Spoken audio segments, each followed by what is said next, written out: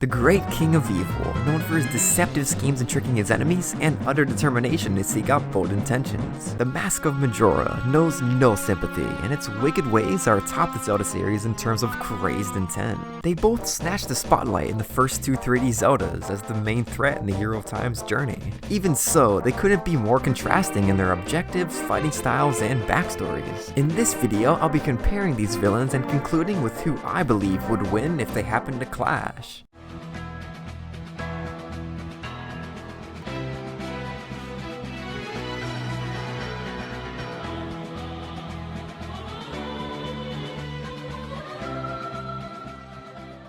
Let's start with the Gerudo King. Before he was even born, his destiny was already corrupted by Demise's curse. Who knows what type of leader he would have turned out to be for the Gerudo, but I can't help but feel his desires to obtain the complete Triforce was established by Demise's influence. In the Wind Waker, he brings up how his motives in taking over Hyrule was fueled by the suffering his country endured. Maybe he still would have retrieved the Triforce of Power, but instead used it to aid his people, rather than causing the destruction of the world with an iron fist. His hunger for complete dominance drove him to pursue all the pieces to the relic, which was his downfall in the end. Majora, on the other hand, is an odd case. Its backstory stems from the happy mask salesman, who knows where the hell he got it from. But he explains that the mask is said to have been used by an ancient tribe in hexing rituals, and that an evil power is bestowed upon the one who dons it. Apparently, the fear of what the mask could bring caused the ancient ones to seal it in shadow, but this tribe has vanished, so its true power is a mystery. As we know, Termina's downfall wasn't entirely Skull Kid's fault, but Majora's demonic control. It gets even weirder when finally confronting this dark entity. Okay, for one, is this the inside of the moon or a realm Majora created? For two, is this really all just a game to Majora, or is its mind on par with a child's? If you talk to the kid with Majora's Mask, after giving up all your masks, he wants to play.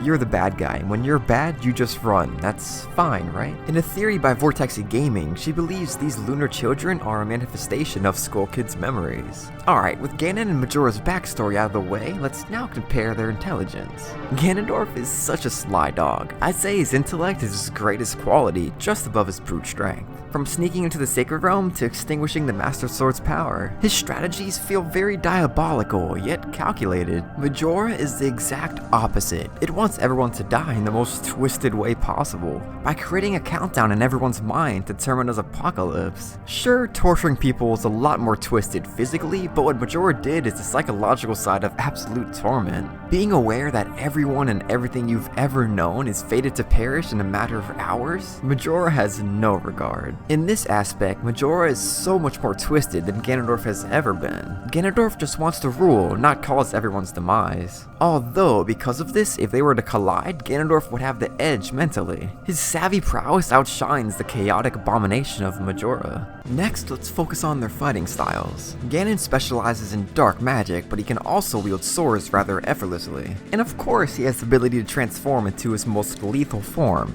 Ganon. His capability to produce phantom and puppet versions of himself could assist as well. Majora has three forms: Majora's Mask, Majora's Incarnation, and Majora's Wrath. Majora's Mask can fire beams of light and hover like Ganondorf. Majora's Incarnation dances like a mad lad. And its final form, Majora's Wrath, evolves by growing whips out of its hands. This is Majora's greatest weapon. Its range and speed would be a hindrance to Ganondorf. And it may not appear at first glance, but this form is massive. Not as extensive as Ganon, but Majora's Wrath is way taller than Ganondorf, and it can leap into the air pretty gracefully for something its size. Ganondorf's elegant too, I must say, but his final form is nowhere near as elusive as Majora's final form. So their battle would come down to a couple things. For one, would Majora be able to use the fierce deity mask? I know that sounds unlikely, but remember, Majora does possess this item in some fashion. Majora pulls it out of thin air when giving it to Link. But then again, maybe Majora just can't wear it, and giving it to a servant would probably backfire, since it seems like the fierce deity is attracted to destroying Majora.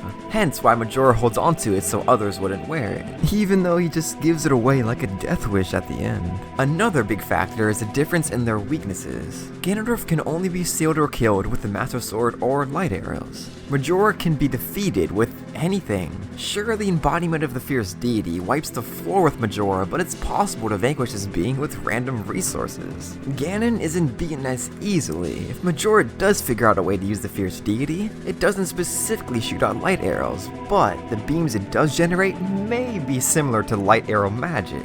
Zelda tends to always be the one who entrusts them to Link, so light arrows must originate from the goddess Hylia, and the fierce deity is a god as well. Could its beams have an effect on Ganondorf like light arrows? However, it is a stretch, and I highly doubt Majora itself could use the fierce deity powers in the first place. So if the fight commences with each in their first form, Ganondorf would have an early edge because he can easily follow Majora's Mask by floating along with it, and dealing damage with one of his swords. But if Majora quickly transforms into its final form, its quickness and whip would give even a hovering Ganondorf some trouble. If Ganondorf turned into Ganon, I feel he'd have even more issues against Majora's wrath. He'd be a fat, slow-moving target for an agile Majora. But no matter how much damage is dealt to Ganon, Majora would have no way of finishing him off. And Majora's intellect isn't on par with Ganon's, so it'd be tough to realize only sacred weapons can defeat him. I believe Majora has more frightening power, but the scarcity of Ganondorf's weaknesses give him a definitive advantage. So what do you think? Would Majora be able to summon the fierce deity? If so, would the fierce deity sword have an effect on Ganon? Or would Majora prevail as is? Or do you feel Ganondorf would easily wipe the floor with Majora? Let me know your thoughts, and as always, I hope you all stay hyped.